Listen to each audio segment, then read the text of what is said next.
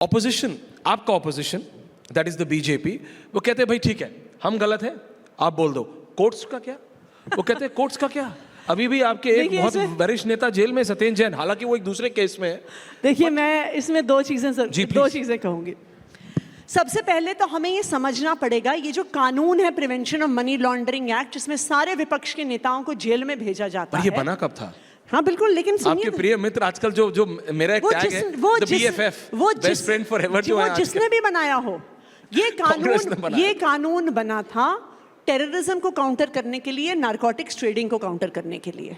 ये कानून बना था कि लॉन्डर्ड मनी इस्तेमाल ना हो सके टेररिज्म को फंडिंग देने के लिए। इसीलिए इसमें सख्त प्रावधान है कि इस कानून में बेल मिलना लगभग असंभव है। क्यों है? क्योंकि तब लोगों को डर था कि अगर बेल दे दी और आतंकी हमला हो गया लॉन्डर्ड मनी से तो कैसे होगा। आज आप देखिए, क्या prevention of money laundering act को ड्रग्स ट्रेडिंग को रोकने के लिए यूज किया जा रहा है? क्या उसको आतंकी हमलों के लिए यूज किया जा रहा है? पीएमएलए को सिर्फ और सिर्फ यूज किया जा रहा है विपक्ष के नेताओं पे हमला करने के लिए, उनको जेल में डालने के लिए। और फिर जब उसमें बेल नहीं मिलती, क्योंकि उसमें प्रावधान ही इतने सख्त हैं, तो कहा जाता है बेल नहीं मिली। हालांकि इसका एक दूसरा भी बहुत इंटरेस्टिंग पक्ष है। अभी कई सारे फॉर्मर विपक्ष के नेता जिन पर सीबीआई के केस होते हैं, जिन पर ईडी के केस होते हैं, ऐसा पाया जाता है कि एक जादुई छड़ी चलती है और वो भारतीय जनता पार्टी में चले जाते हैं। जब वो भारतीय जनता पार्टी में चले जाते हैं, ईडी और सीबीआई फिर कहते हैं कि नहीं नहीं नहीं, हम तो गलत थे, उन पर तो कोई भ्रष्टाचार का सबूत ही नहीं था। अभी कुछ दिन पहले वॉशिंग मशीन वाला आपका जो कुछ दिन पहले अजीत पवार के इकोनॉमिक ऑफेंसेस विंग का 70,000 करोड़ रुपए उनके जो पे स्कैम का आरोप था। अपने छगन भुजबल जी, जिन पे महाराष्ट्र सदन स्कैम, इरिगेशन स्कैम का आरोप था। एनसीपी के ये सारे फॉर्मर नेता जैसे ही भारतीय जनता पार्टी में गए, छगन भुजबल जी के केस में ईडी जो 10 साल से प्रोसिक्यूशन कर रही थी, कहती है हमारी फाइलें खो गई, इसलिए हम केस बंद कर रहे हैं। तो देखिए, ये साफ है कि जो ये सारी केंद्रीय जांच एजेंसियां कर रही हैं, ये ऑपोजिशन पे हमले का प्रयास है, ऑपोजिशन को खत्म करने का प्रयास है। वरना कहाँ गया छगन भुजबल का भ्रष्टाचार? तो कहाँ गया अजीत पवार का भ्रष्टाचार? कहाँ गया हेमंत बिस्व शर्मा का भ्रष्टाचार? कहाँ गया मुकुल रॉय का भ्रष्टाचार? कहाँ गया शुभेंदु अधिकारी का भ्रष्टाचार? सारे तो list goes on both ways. मैं वो नहीं कह रहा हूँ, लेकिन मैं फिर कह रहा हूँ कि जब आप अपने, I am repeating my self, तो जब अब आप अपने बीएफएफ कांग्रेस के साथ मिलते हैं कभी कभी, तो आप बोलते हैं कि ये क्या पीएमएलए आपने बना, बिकॉज आप you are blaming everything on the PMA. और हमने कई बार पहले भी कहा है, तो now as the chief minister of Delhi I am asking, आपको क्या लगता है कि ये सब एजेंसीज को फिर बंद कर देना चाहिए, ताला लगा देना चाहिए? Because you are also a chief minister of a state, you need these, आपको ये एजेंसियां चाहिए।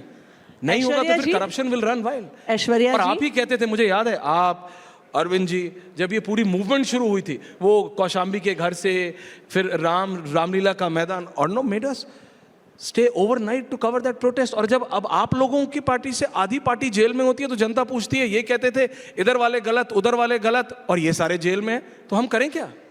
ऐश्वर्या जी, भारतीय जनता पार्टी भ्रष्टाचार खत्म नहीं करना चाहती। आप करना चाहते? भारतीय जनता पार्टी सारे भ्रष्टाचारियों को अपनी पार्टी में लेके आ रही है, ये है उनका ट्रैक रिकॉर्ड।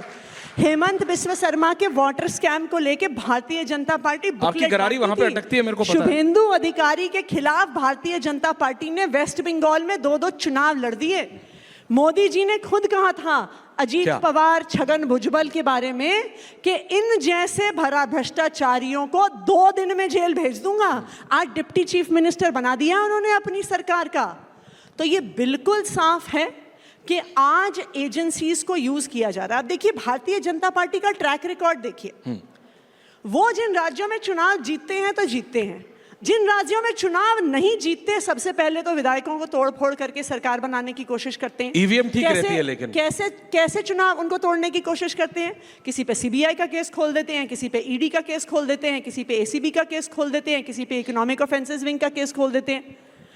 जहां पर तब भी नहीं तोड़ पाते, तो फिर उनके बड़े बड़े नेताओं को जेल भेज देते हैं, वो पार्टियां तोड़ के चले आते हैं। बताइए, शिवसेना के साथ क्या हुआ? एनसीपी के साथ क्या हुआ? क्यों भारतीय जनता पार्टी ने जिन पार्टियों को वो कहते थे भ्रष्टाचारी हैं, उनके सारे नेताओं को अपनी पार्टी में ले आए? क्यों प्रफुल्ल पटेल को अपनी पार्टी में लाए? क्यों अजीत पवार को अपनी पार्टी में लाए? क्यों छगन भुजबल को अपनी पार्टी में लाए? मोदी जी ही कहते थे ना कि ऐसे भ्रष्टाचारियों को 2 दिन में जेल में डाल दूंगा। कहाँ गया उनका भ्रष्टाचार? ओके। क्यों डिप्टी चीफ मिनिस्टर बनाया इन भ्रष्टाचारी नेताओं को? आपने तो ये भी कहा था आपकी पार्टी ने कि मनीष सिसोदिया को वो बीजेपी में लाना चाहते हैं, कम से कम वो नहीं हुआ, कम से कम वो नहीं हुआ। देखिए मनीष सिसोदिया नहीं गए। ये आम आदमी वो बहुत इंटरेस्टिंग होता है, एक तरफ आतिशी जी, एक तरफ मनीष सिसोदिया। ये आम आदमी पार्टी है जिसके नेता टूटे नहीं, दबे नहीं, जेल में महीनों रहने के बाद भी भारतीय जनता पार्टी में गए नहीं। लिकर स्कैम, शराब पे शराब, फिर आप समझ रहे हैं द इमेज यू हैड, आपने अभी जो बोला उसका सार ये है कि agencies are being misused. But आपके ऊपर आम आदमी पार्टी, मैं अगेन बता रहा हूं, आम आदमी पार्टी एक तो नाम, party of the common people, शराब स्कैम, शराब एक ऐसा एक सोशल टैबू, उसके ऊपर शराब पे शराब फ्री, एक नेता अंदर, दूसरा अंदर, ये अंदर, वो बाहर, ये अंदर, शराब को लेके ऐसा हो गया कि आम आदमी पार्टी कुछ और कर ही नहीं रही है शराब के अलावा। देखिए ऐश्वर्या जी, ये तो आपको ऐसे स्टूडियो में बैठ के लगता है। स्टूडियो में बैठ के आप दिल्ली के लोगों के बीच में जाइए, आप दिल्ली के लोगों से पूछिए। जाते हैं? नहीं, आप दिल्ली के लोगों से पूछिए। अगर आप कहेंगे आम आदमी, अगर वो कहेंगे आम आदमी पार्टी, वो कहेंगे फ्री बिजली। आप कहेंगे अरविंद केजरीवाल, वो कहेंगे 24 घंटे बिजली। आप कहेंगे मनीष सिसोदिया, वो कहेंगे अच्छे सरकारी स्कूल। आप कहेंगे सत्येंद्र जैन, वो कहेंगे मोहल्ला क्लिनिक्स में फ्री इलाज, 0 पावर कट्स। सो स्टूडियो में बैठकर कहना कि शराब घोटाला दिल्ली वालों को पता है। बट ये सब स्लोगन है एग्जांपल मैडम चीफ मिनिस्टर, या फिर इट्स ऑन ग्राउंड? क्या कि मोहल्ला क्लिनिक, क्योंकि बीजेपी रोज आप देखिए जितने भी कम से कम 100-150 ऐसे क्लिनिक की फोटो डालते हैं जिसके अंदर ताला लगा है, या तो बाहर स्ट्रे कैटल है या कूड़ा है।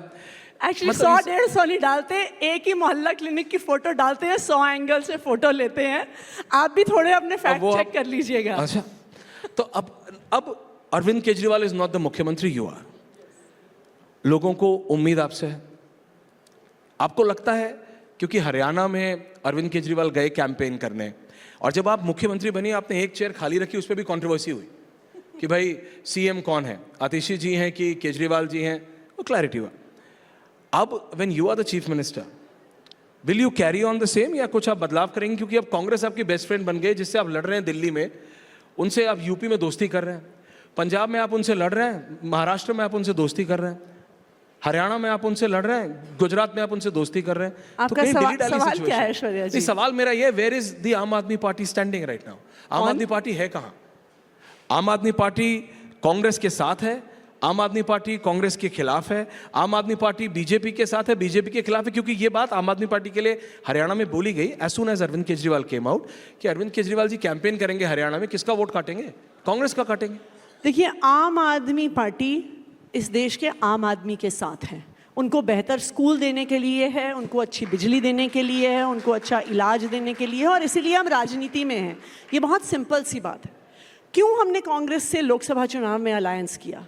इसलिए किया क्योंकि भारतीय जनता पार्टी जिस तरह से संविधान पे हमला कर रही थी, जिस तरह से एजेंसीज का, कानूनों का मिसयूज करके विपक्ष को तोड़ने की कोशिश कर रही थी, जिस तरह से भारतीय जनता पार्टी इस देश को एक जहां पे लोकतंत्र खत्म करके एक डिक्टेटरशिप की तरफ लेके जाने की कोशिश कर रही थी। Strong words. जब संविधान पे खतरा आया तो अपने सारे डिफरेंसेस को एक तरफ रख के हमने कांग्रेस पार्टी से अलायंस किया। 24 में क्या कांग्रेस पार्टी से अलायंस किया? क्यों? क्योंकि हमारा मानना था कि हमारे आपसी डिफरेंसेस से देश ज्यादा जरूरी है, संविधान ज्यादा जरूरी है। आपका ये प्लान और हम इस स्टैंड पे कायम रहेंगे कि अगर संविधान बचाने की जरूरत हो, हम किसी के भी सामने हाथ जोड़ने के तैयार हैं, चाहे वो हमारे दुश्मन रहे हो, चाहे वो हमारे इलेक्टोरल विरोधी रहे हो, क्योंकि आखिरकार इस देश के लिए हम लोग हैं, इस संविधान की वजह से हम लोग हैं। तो मेरे मन में इस बारे में कोई भी डाउट नहीं है कि कल को अगर ऐसा मौका फिर से आएगा जब हमें लगेगा कि इस देश का संविधान खतरे में है, तो हम फिर से भी अलायंस करेंगे, फिर से भी ऐसे लोगों के साथ आएंगे जिनके साथ हो सकता है हमारा नॉर्मली इलेक्टोरल आमना सामना हो। आतिश, यू राइट। आपको लगा, जनता को नहीं लगा। क्योंकि अगर जनता को लगा होता तो 24 में आप और कांग्रेस के सीट ज्यादा आते।